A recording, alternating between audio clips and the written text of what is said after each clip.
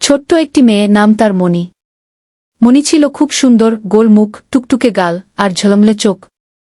কিন্তু সমস্যা ছিল একটা, সে অহংকারী ছিল। মণি সবসময় বলতো, আমি সবচেয়ে সুন্দর, আমি সবার চেয়ে ভালো, কেউ আমার মতো না। স্কুলে বন্ধুরা যখন ছবি আঁকত বা গান গাইত, মণি বলতো, এইটাও কি কোনো ছবি হলো? আমারটা অনেক সুন্দর। একদিন স্কুলে খুব ভালো কাজের প্রতিযোগিতা হলো।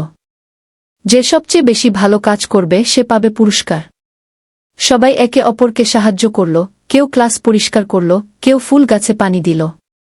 কিন্তু মণি কিছুই করল না।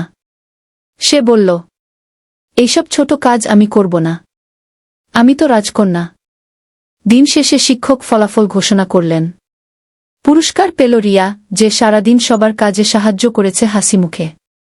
মণির মুখ মলিন হয়ে গেল। সে বুঝল, সৌন্দর্যে নয়, নম্রতাতেই মানুষ বড় হয়। সেদিন থেকে মণি বদলে গেল। এখন সে হাসি মুখে বলে, সবাই মিলে ভালো কাজ করি, তবেই আমরা সত্যি সুন্দর হব।